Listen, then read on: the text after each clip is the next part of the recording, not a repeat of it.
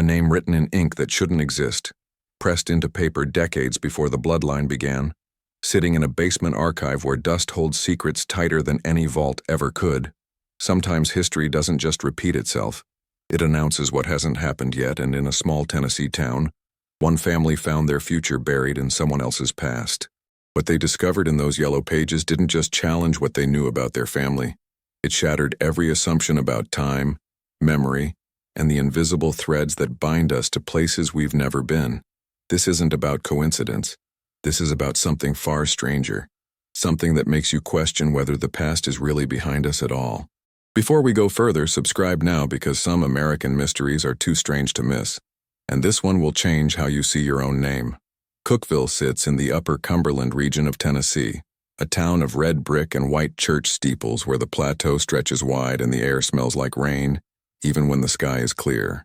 It's the kind of place where families stay for generations, where the same names appear on gravestones, mailboxes, and high school rosters spanning 100 years, where roots run deeper than the limestone beneath the soil.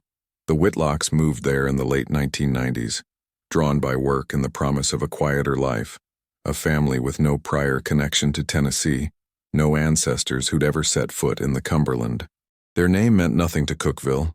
It carried no history in that town, no recognition, no stories passed down through church pews or county fairs. They were newcomers in a place that remembers everyone, and for years that's exactly what they remained. Recent arrivals with shallow roots and no claim to the town's memory. But that anonymity wouldn't last, because buried in the Putnam County archives was a single piece of paper that would unravel everything they thought they understood about where they came from. It started with a genealogy project, something simple, the kind of hobby people take up when they want to understand their lineage, trace their roots, find meaning in old names and faded photographs.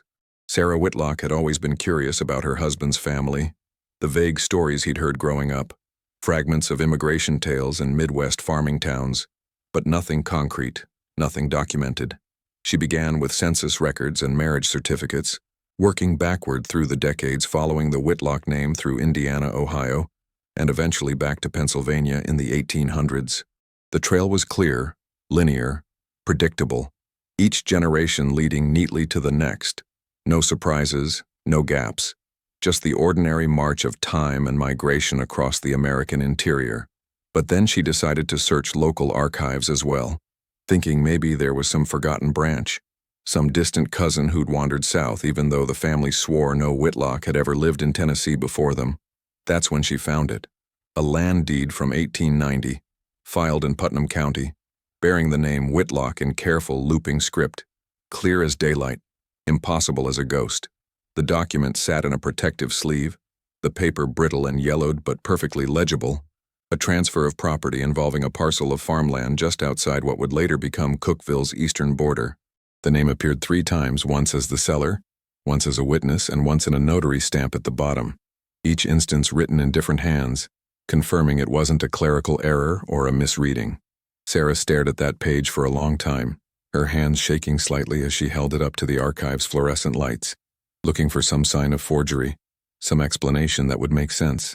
But the ink was genuine, the paper was period appropriate, and the county clerk who helped her confirmed the document had been in their files since the original courthouse was built, untouched, unquestioned, completely authentic. There was no rational explanation according to every record she'd traced. No Whitlock had lived in Tennessee before the 1990s, and yet here was proof, official and undeniable, that the name had been spoken in that town over a century earlier. She photocopied the deed, brought it home and spread it across the kitchen table, and when her husband came home from work, she asked him a question she already knew he couldn't answer. David Whitlock looked at the document the way you'd look at a photograph of yourself in a place you'd never been, with a mix of fascination and deep creeping unease that settles in your chest like cold water. He confirmed what Sarah already knew: his great-great-grandfather, the earliest Whitlock they could trace, was born in Pennsylvania in 1892, 2 years after this deed was signed, and he never left the Northeast until his children moved west. There were no brothers, no cousins who split off and headed south. The genealogy was airtight, verified through multiple sources, church records, military drafts, immigration documents, all of it pointing to a single family line that never touched Tennessee. And yet the name was there, written by hands that turned to dust long before David's grandparents were even born, sitting in an archive like a message sent backward through time, waiting for the right person to find it. They started researching obsessively, spending evenings at the public library, scrolling through digitized records, contacting historical societies, trying to find any mention of these 1890s Whitlocks in Putnam County. But that was only the beginning, because the deeper they dug, the stranger the connections became, and the more they realized this wasn't just about a shared name, it was about something far more deliberate. Subscribe to the channel, because what they uncovered next doesn't just challenge logic, it rewrites the very nature of how we understand family and fate. The first breakthrough came from a local historian who'd spent 40 years documenting Cookeville's early settlers, a woman in her 80s who still kept handwritten notes in leather binders organized by decade and family name. When Sarah showed her the deed, the historian's face went pale, not with confusion but with recognition, as if she'd been waiting for someone to ask about this for years. She pulled out a binder from the 1880s and 1890s and flipped to a section marked with a frayed ribbon, pages dense with pencil notations and newspaper clippings glued to the paper.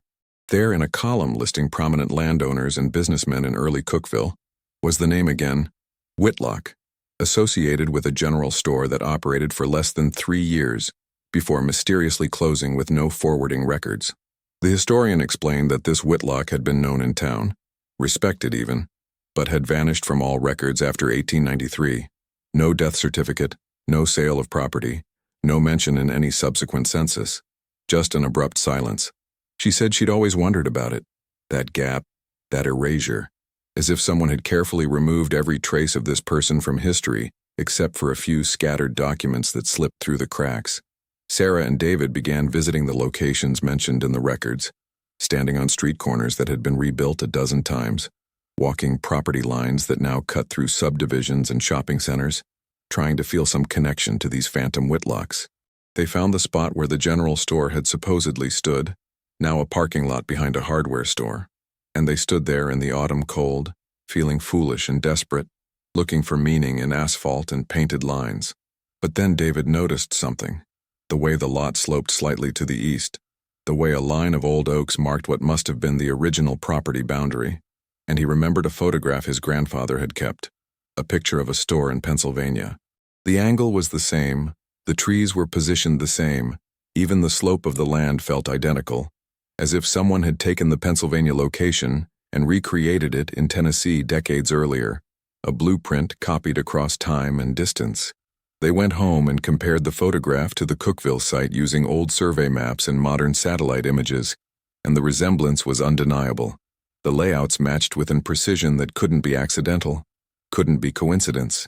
It was as if the 1890s Whitlocks had known exactly where the family would be decades before they existed, had marked the spot, left a signature in the landscape itself, waiting for someone to recognize the pattern.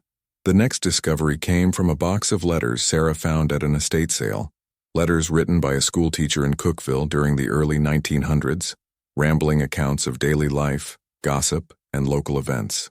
In one letter dated 1907, the teacher mentioned a strange conversation with an elderly farmer who claimed he'd once worked for a man named Whitlock, a man who spoke with an accent that didn't fit anywhere, neither southern nor northern, but something else, something the farmer described as future-sounding. The farmer said this Whitlock had talked about machines that didn't exist yet, about wars that hadn't happened, about changes coming to the town that seemed like fantasy at the time but later came true, roads where there were only fields, buildings where there were only trees. The teacher had dismissed it as the ramblings of an old man, but she'd written it down anyway, preserving it in ink, and now, over a century later, Sarah was reading it in her living room, her hands trembling as the implications settled over her like a weight. She showed the letter to David, and they sat in silence for a long time, both of them understanding that they'd crossed a line, that they were no longer just researching family history, they were chasing something impossible, something that demanded explanation even as it defied all reason. The letter didn't prove anything, not really, but it added another layer to the mystery, another voice from the past whispering that the Whitlocks had been here before they were supposed to be, walking streets that shouldn't have known their name, leaving marks that wouldn't make sense for another 100 years. They started finding more, Small references scattered through old newspapers, mentions of a Whitlock attending town meetings, signing petitions, witnessing contracts, always peripheral, never central, as if this person existed in the margins of Cookville's history. One article from 1891 mentioned a Whitlock donating books to the new public library, and Sarah requested the library's original donation records, hoping to find a list, hoping for more details. The records arrived, and there it was. A handwritten note acknowledging a donation of 12 books, and the titles were listed. Technical manuals on subjects that wouldn't become mainstream for decades, engineering texts, early electrical theory, medical advances that hadn't been discovered yet. The librarian at the time had noted in the margins that the books seemed ahead of their purpose, and that she'd never heard of most of the authors, and indeed, when Sarah looked them up, several of the books matched editions that wouldn't be published until the early 1900s. It was impossible, and yet the records were there, authenticated, filed, preserved, sitting in a climate-controlled archive as proof that something deeply strange had happened in Cookville over a century ago. David started having dreams about it, visions of walking through the old town, seeing his own face in the windows of buildings that no longer existed, feeling a pull, a recognition, as if his blood remembered something his mind refused to accept. They hired a private investigator, someone who specialized in genealogy and historical mysteries, a man who'd spent his career tracking down lost heirs and solving family puzzles that seemed unsolvable. He took the case with skepticism, assuming it was a simple matter of coincidence, a common surname appearing in two unrelated places. Nothing more unusual than that. But after 2 months of research, he called them with a tone they'd never heard from him before. Quiet, careful, as if he was afraid of the words he was about to say, afraid they might somehow make the impossible more real. He'd found a photograph, tucked into a collection at the Tennessee State Library, a group portrait of Cookville businessmen taken in 1892, and in the back row, slightly out of focus, was a man labeled simply as Whitlock. The investigator had enhanced the image, cleaned it up using modern software, and when he sent it to David and Sarah, they both saw it immediately. The resemblance was undeniable. The man in the photograph looked exactly like David's grandfather. The same jaw, the same eyes, the same specific way his left ear sat slightly higher than his right. It wasn't just a family resemblance. It was an exact match, as if someone had taken a photograph of David's grandfather and inserted it into an 1890s portrait, a face that shouldn't exist yet staring out from a century-old frame. But the truth comes closer now, and what they discovered in the final layer of research didn't just connect the dots. It revealed a pattern so precise, it could only be intentional, could only be designed. The investigator found one more document, a journal entry from a Cookville doctor dated 1893, describing a strange patient who'd come to him complaining of headaches and disorientation, a man who seemed confused about where he was, what year it was. The doctor noted that the man, identified as Whitlock, kept insisting it was the wrong time, that he needed to go back, that he'd made a mistake coming here, and the doctor had prescribed rest and laudanum, diagnosing him with a nervous disorder. But what caught the investigator's attention was a small detail at the end of the entry. The doctor mentioned that Whitlock had a birthmark on his left shoulder, a mark shaped like a crescent moon, and he'd noted it because it was identical to a mark the doctor himself had, an unusual coincidence that had struck him as noteworthy. David had the same birthmark, in the same place, the same shape, a crescent moon on his left shoulder that he'd always assumed was just a random quirk of genetics, meaningless, unremarkable. His grandfather had it too, his father had it, 3 generations of Whitlock men with the same mark in the same spot, and now they knew that someone in 1890s Cookville had carried it as well. A signature written in skin, repeated across time. The investigator said he had no explanation, no theory that made sense, and he admitted that in 30 years of research he'd never encountered anything like this, never seen a case where the evidence so clearly pointed to something impossible.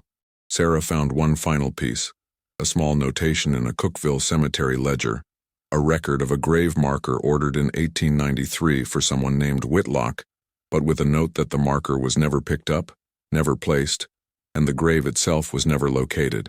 The order had been paid for in advance, the stonecutter's receipt was still attached, but there was no record of where the body was buried, no death certificate, no funeral announcement, just an empty transaction that led nowhere. She visited the cemetery, walked the rows of old stones looking for anything with the name Whitlock, and found nothing. But the groundskeeper, an old man who'd worked there for 40 years, remembered something his father had told him. He said there was a legend about a grave that was dug and filled in the same night. No ceremony, no witnesses, just a hole opened and closed in secret, and his father had always wondered who was buried there and why it was done in darkness. The groundskeeper pointed to a spot on the eastern edge of the cemetery, unmarked, unremarkable, just grass and dirt, and he said that's where his father believed it was. A grave with no name, no stone, holding someone who wasn't supposed to be remembered. David and Sarah stood there as the sun set, looking at that patch of ground, wondering if the answer to their mystery was buried 6 feet below them, wondering if they'd ever have the courage to dig, to know for certain. They began noticing other things, patterns in their own lives that seemed to echo the 1890s records. The street they lived on in Cookville followed the exact path of a road proposed in an 1891 town planning document that was never built. The house they'd bought, seemingly by chance, sat on a lot that had once been part of the property the 1890s Whitlock had owned, a coincidence that felt less random the more they thought about it. Their son's middle name, chosen by David's grandfather decades ago, appeared in a list of names suggested for a new school in 1892, a list submitted by the mysterious Whitlock and then rejected, lost to history until Sarah found it in a dusty binder. It was as if their entire presence in Cookville had been mapped out a century before they arrived, as if invisible hands had been guiding them toward this place, this moment, this discovery, pulling them along threads they couldn't see until now. David started questioning everything. His career choice that brought them to Cookville, the job offer that came out of nowhere, the series of small decisions that led them to this specific town in this specific moment, were any of them really his own? Sarah felt it too. The weight of predestination, the creeping sense that their lives were following a script written long before they were born, and every choice they thought they'd made was just another step along a path already laid out in 1890s ink. They contacted a physicist at a nearby university, someone who specialized in theoretical work, hoping for a scientific perspective, hoping someone could tell them they were crazy or that there was a rational explanation they'd missed. The physicist listened to their story, examined the documents, looked at the photographs, and sat in silence for a long time before finally speaking, his voice careful, measured, as if he was navigating a minefield of impossibility. He said that if they were describing a genuine case of temporal displacement or retrocausality, it would rewrite fundamental assumptions about the nature of time, causality, and the fixed nature of the past, and that kind of rewriting came with implications far beyond one family's mystery. He asked if they'd considered what it meant if the past wasn't fixed, if events could be influenced or altered by people who hadn't been born yet, if history was more fluid than anyone believed, constantly reshaped by forces moving backward as much as forward. He said there were theories, quantum models that allowed for closed time-like curves, for information to move backward through time under certain conditions, but they were theoretical, mathematical abstractions, not things that happened to real people in real Tennessee towns.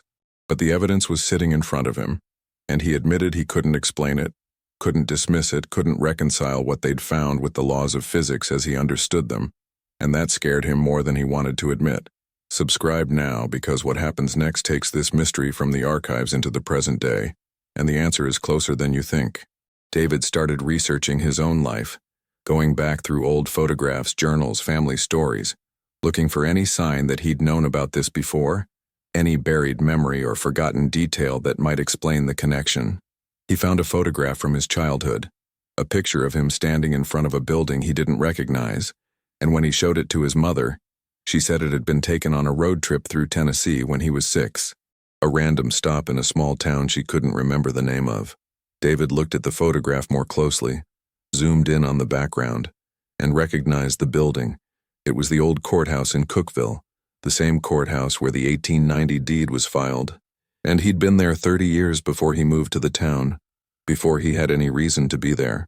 His mother swore it was a coincidence, just a rest stop on a long drive.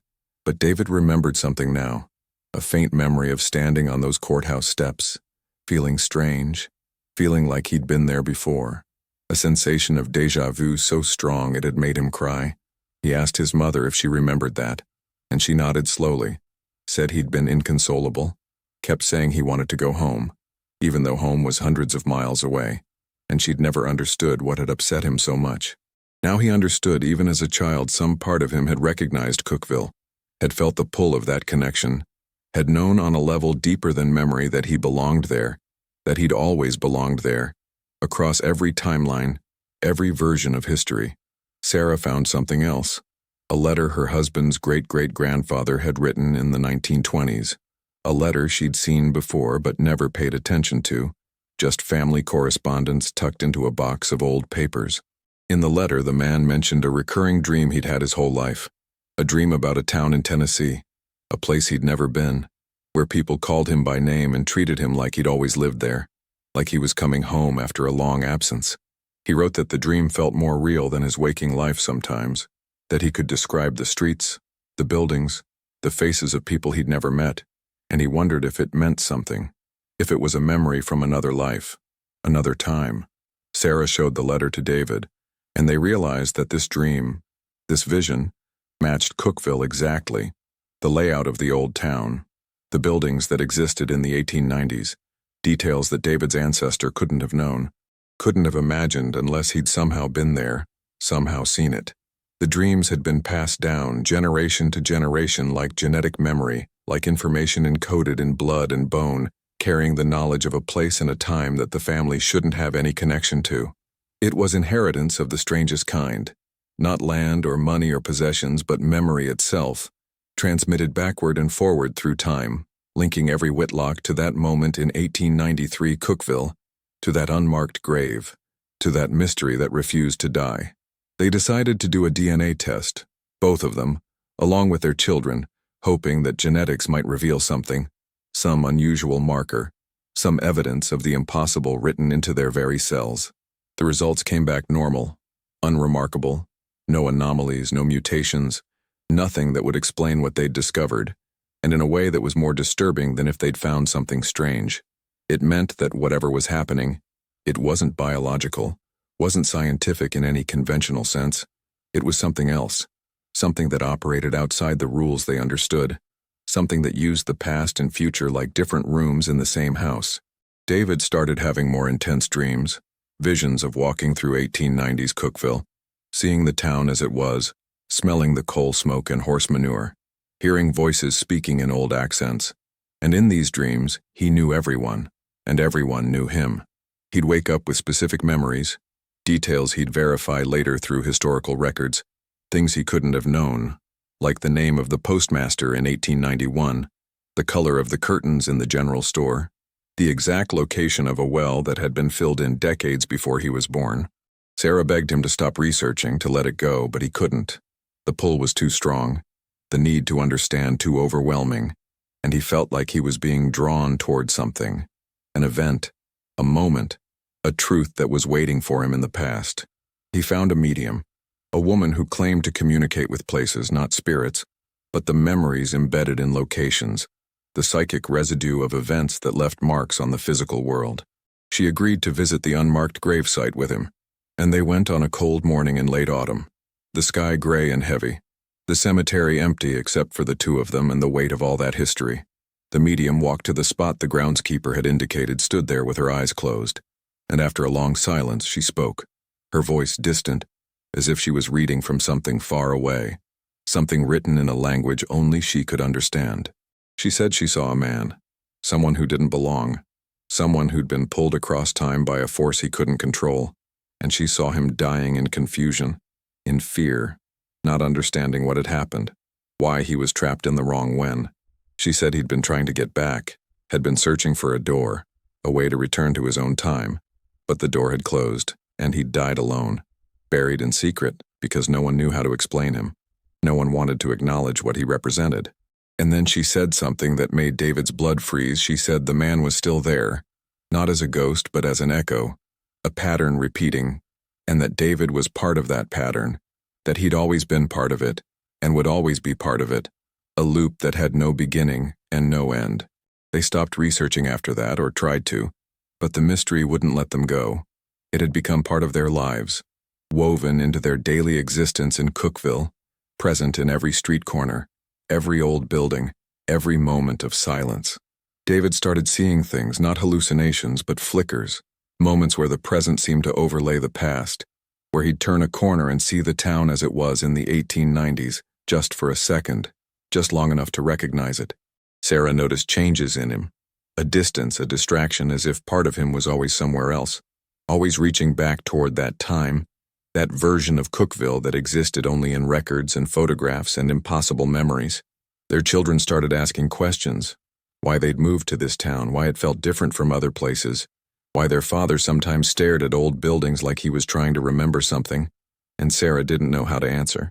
She wanted to protect them from it, from the strangeness, from the weight of knowing that their family's history was tangled up with something that defied explanation, something that suggested their lives weren't entirely their own. But she also knew they deserved the truth, whatever that truth turned out to be, and that hiding it would only make the mystery stronger, would only give it more power over their lives, their choices, their understanding of who they were. One night, David woke up with absolute clarity, a certainty that he knew what had happened, knew why the 1890s Whitlock had been in Cookville, knew what the pattern meant, and he woke Sarah and told her everything. He said the man in the past hadn't traveled through time, not in the science fiction sense, but that time itself was wrong, that it bent around certain points, certain places, creating loops where the same events, the same people, appeared again and again in different eras. He said Cookville was one of those points, a place where time folded in on itself, where past and future touched, and that the Whitlock family was caught in that fold, repeating, echoing, existing in multiple whens simultaneously. He said that's why he felt drawn there as a child, why his ancestors dreamed of it, why the 1890s Whitlock had appeared in a time that wasn't his. They were all the same person, the same pattern, expressed across different moments, different lives, but fundamentally connected. Sarah listened, and part of her wanted to dismiss it as exhaustion, as obsession, as the mind's attempt to impose order on chaos. But another part of her recognized the truth in it, felt it resonate with everything they'd discovered. They sat in silence, holding hands in the darkness, both of them understanding that they'd crossed a threshold, that they couldn't unknow what they'd learned, couldn't return to a simpler understanding of their lives, their family, their place in the world. In the morning, they decided to document everything, to write it down, to preserve the story in case anyone else in their family, in future generations, found themselves drawn to Cookville, drawn to the mystery, drawn to the same impossible questions. They created a file, physical and digital, containing copies of every document, every photograph, every piece of evidence they'd gathered, along with their own testimonies, their experiences, their theories, however strange they seemed. Sarah wrote a letter to their children, to be opened when they were older, explaining what they'd found, warning them about the pull of the past, the weight of the pattern, but also assuring them that they were still free, still capable of making their own choices. David added his own note, describing the dreams, the visions, the moments of recognition, and he wrote that he believed the pattern wanted to be seen, wanted to be understood, that it had left clues deliberately, across centuries, waiting for someone to finally notice. They sealed the file and put it in a safe deposit box, and they made copies, distributed them to family members, to the local historical society, to anyone who might one day need to know, might one day feel the same pull. And then they tried to live their lives, to be present, to focus on the now, even as the past whispered from every corner of Cookville, even as the future seemed to echo backward, reminding them that time was stranger, more fluid, more mysterious than anyone wanted to believe. Years passed, and the obsession faded into something quieter, a constant awareness, a background hum of mystery that never quite disappeared but no longer dominated their thoughts, their conversations, their dreams. David still walked past the old courthouse sometimes, still felt the pull, still saw flickers of another time, but he'd learned to live with it, to accept that some questions don't have answers, or have answers that exist beyond human understanding. Sarah found peace in the idea that they'd done what they could, that they'd followed the mystery as far as it would let them, and that was enough. That was their contribution to whatever pattern was unfolding across the decades. Their children grew up knowing the story, knowing that their family history was strange, impossible, beautiful in its strangeness, and they carried it with them like a secret, like a gift, like a reminder that the world was bigger and stranger than it appeared. And in Cookville, life continued, The town grew and changed. New families arrived, old families left, and the mystery remained, buried in archives, whispered in local legends, waiting for the next person who'd feel the pull, who'd find their name in documents that shouldn't exist.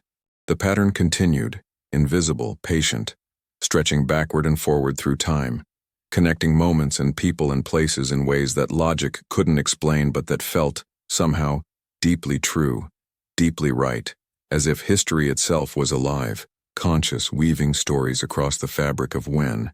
The unmarked grave in the cemetery still sits there, grass-covered, unremarkable, holding whoever or whatever was buried that night in 1893, and sometimes people walk past it without knowing, without feeling anything unusual. But others, certain people, stop there, feel something, a recognition, a chill, a sense that they're standing on a threshold between different versions of time, different iterations of the same story. David visits sometimes, brings flowers even though there's no name to honor, no stone to mark, and he stands there feeling connected to something vast, something that spans generations, something that began long before him and will continue long after.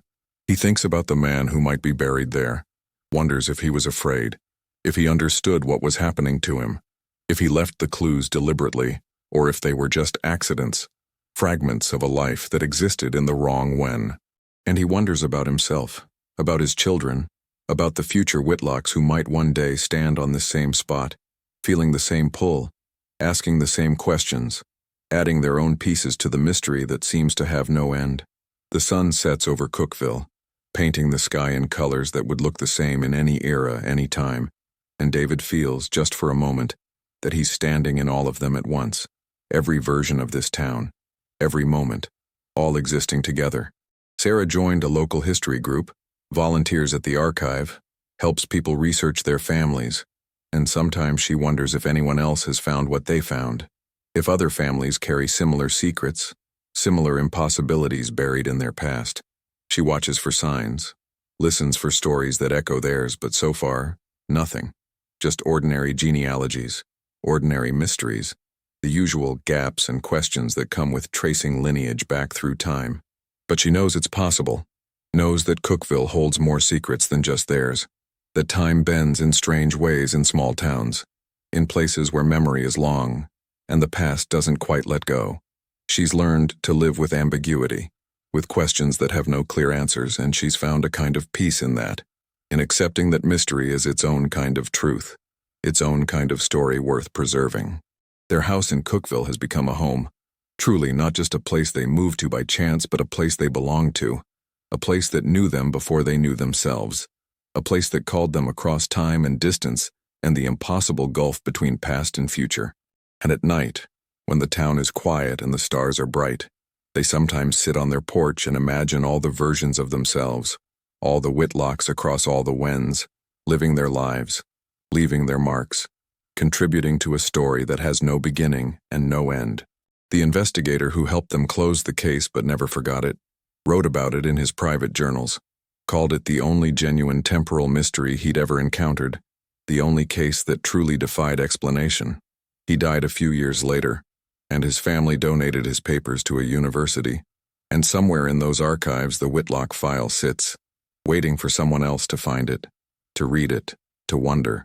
The physicist they consulted published a paper on closed time-like curves shortly after meeting with them, never mentioning their case directly, but clearly influenced by it, clearly trying to work out mathematically what he'd seen in those documents. He received criticism from colleagues, was told he was chasing phantoms, wasting his time on impossible problems, but he continued anyway, driven by the same need for answers that had driven David and Sarah, the same refusal to accept that some things simply can't be explained. The medium never spoke about what she'd experienced at the cemetery, but she stopped doing readings after that day, retired quietly, and when asked why, she said only that she'd learned some things are better left buried, some doors better left closed.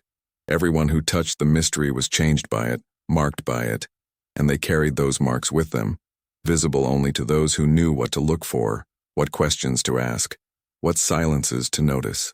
In Cookville today, there are still people who remember the stories, the old legends about strange visitors, about time moving differently in certain parts of town, about names that appear before they should and disappear before they're forgotten, The local historical society has a file on anomalies, unexplained events, stories that don't fit the official narrative, and the Whitlock case is in there, documented but not explained, preserved but not understood.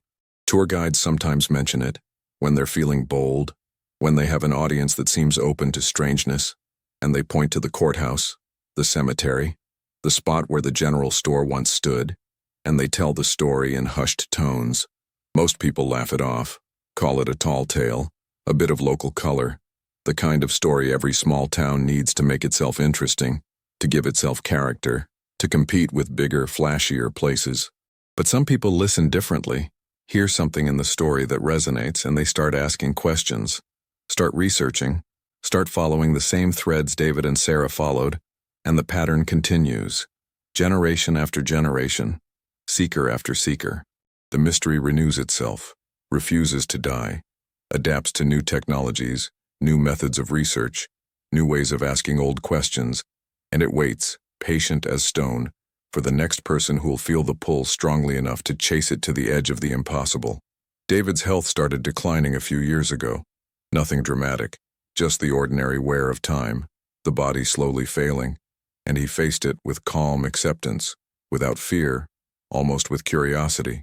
He told Sarah he wasn't afraid of dying because he wasn't sure anymore what dying meant, whether it was an end or just a transition, a shift from one when to another, and she held his hand and told him she understood, even though she wasn't sure she did. On his last night, lucid and calm, he described a dream he'd been having, the same dream his great-great-grandfather had described in that letter decades ago, the dream of Cookville, of walking its streets, of being known, of being home. He said it felt closer now, more real, and he said he thought he finally understood what the 1890s Whitlock had been trying to do, what the pattern had been pointing toward all along, and he smiled, peaceful, content. Sarah asked him what it meant, what he'd understood, but he was too tired to explain. Or maybe it was something that couldn't be explained, only experienced, only felt, and he closed his eyes and slipped away, quiet, easy, as if he was just stepping into the next room. After he died, Sarah found a note he'd written, tucked into his journal, and it said only this: "Tell them to look for the signs. Tell them the pattern is kind. Tell them not to be afraid of finding their name in the past, because it means they belong to something bigger, something that loves them enough to call them home across all of time." Sarah still lives in Cookville, older now, quieter, content in a way she never expected to be, and she tends to the archive, helps researchers, tells the story when asked, and watches the pattern continue its work. She's seen it happen, seen people walk into the archive looking for ordinary answers and walk out changed, marked, drawn into mysteries they didn't know they were seeking, and she guides them gently, carefully, the way she wishes someone had guided her. She knows now that Cookville is full of these intersections, these points where time touches itself, where past and future communicate through symbols, through names, through impossible coincidences that aren't coincidences at all but messages, signals, calls across the vast distance of when. And she's learned that her job isn't to solve the mystery, because the mystery isn't meant to be solved. It's meant to be experienced, to be lived, to be passed down as a story that changes everyone who hears it, who truly listens. The town has accepted her as one of its chroniclers now, one of its keepers, and she holds that role with reverence, knowing that what she preserves isn't just history, but possibility, proof that the world is stranger and more beautiful than we allow ourselves to believe. And when people ask her if she thinks the Whitlock mystery is real, if it really happened the way the documents suggest, she smiles and says that reality is more flexible than we think, and that sometimes the most important truths are the ones that can't be proven, only felt, only known in the deep, quiet places where logic gives way to wonder. The Whitlock name appears in Cookville's records every few decades now, always briefly, always mysteriously, new families moving in, finding strange connections, feeling the pull, and Sarah watches each iteration, sees the pattern repeat with variations, like a song played in different keys. She's started documenting these recurrences, creating a meta-archive of the mystery itself, tracking how it changes, how it adapts, how it finds new people to carry it forward, and she wonders what future researchers will make of her work, whether they'll understand what she's trying to preserve. Some nights she dreams of David, and in the dreams he's young again, walking through 1890s Cookville, and he waves to her across the impossible distance of time, and she waves back, and she knows, somehow, that he's found what he was looking for. The pattern has become her life's work, her contribution to Cookville's ongoing story, and she knows that when she dies, someone else will take up the work, will add their piece to the puzzle, will carry the mystery forward into whatever strange futures are waiting. Time moves on, as it always does, but in Cookville it moves differently, with eddies and currents, with loops and echoes, and those who are sensitive to it can feel the difference, can sense the places where now touches then, where the impossible becomes real. And the story continues because the story has always been continuing, has always been unfolding across every moment simultaneously, a narrative written in documents and dreams and the deep, persistent pull that certain places have on certain souls, calling them home across all the years, all the whens, all the versions of time. Sarah keeps the photograph on her desk, the enhanced image of the 1890s Whitlock who looked exactly like David's grandfather, and she studies it sometimes, looking for answers in that frozen moment, in that face that shouldn't exist. She sees kindness there, and confusion, and a deep longing that transcends the decades separating them, and she feels connected to this person, this echo, this impossible ancestor who was and wasn't and somehow always will be. The birthmark, the crescent moon, became a family symbol, something Sarah's grandchildren know to look for, to mark, to remember, and they understand it's more than just a genetic quirk. It's a signature, a seal, proof of belonging to something vast and strange. She's written letters to her grandchildren, to be opened at different ages, preparing them for the pull they might feel, the questions they might ask, the impossible discoveries they might make, and she's tried to give them both warning and permission. Warning to be careful, to stay grounded, to remember that they have choices, that the pattern doesn't own them even if it knows them, and permission to follow the mystery if they feel called, to trust their instincts, to believe in the impossible when the evidence demands it. And she's told them that the mystery is a gift, strange and difficult and sometimes frightening, but a gift nonetheless, because it connects them to something eternal, something that exists outside ordinary time, something that proves love and memory and identity are stronger than death, stronger than distance, stronger than all the years that try to separate us from the people we've been and the people we'll become. The last time Sarah visited the unmarked grave, she brought a stone, smooth and gray, and she placed it on the spot, a marker without words, a recognition without explanation, and she said a prayer for all the Whitlocks across all the whens. She said thank you to the pattern, to the mystery, to whatever force or consciousness or cosmic coincidence had woven her family into this strange story, and she felt, just for a moment, that something answered, that the pattern acknowledged her, approved, welcomed her into its eternal work. Walking back through the cemetery, she passed other unmarked graves, other mysteries, other stories waiting to be discovered, and she understood that Cookville was full of these secrets, that every small town probably was, holding impossibilities in plain sight. The archive calls to her, always, and she returns to it gladly, spending her afternoons among the documents, helping researchers, preserving stories and adding pieces to the great puzzle of how time works, how memory works, how the past and future communicate through the lives of people who barely understand what they're part of. She knows her time is finite, that eventually she'll become part of the mystery rather than its keeper, and she's made peace with that, knowing that the work will continue, that others will come, that the pattern has infinite patience, infinite capacity, infinite love for those it calls. And when she's gone, someone will find her notes, her archives, her letters, and they'll add them to the collection, and the story will grow richer, deeper, stranger, more complete, and the mystery will continue its work, generation after generation, calling people home to places they've never been, to times they've never known, to identities that span centuries and exist in all moments at once. In the end, what the Whitlocks discovered in Cookville wasn't just about their family. It was about the nature of time itself, about how the past isn't dead, isn't even past, but alive, active, reaching forward with invisible hands to shape the present and the future. They learned that names carry power, that identity transcends individual lives, that who we are is both more fixed and more fluid than we imagine, written in documents that shouldn't exist, appearing in photographs taken before we were born. They learned that some places are thin, that time bends around them, that Cookeville is one of these places, a town that exists in multiple wens simultaneously, a crossroads where the impossible becomes routine, where mystery is as common as morning.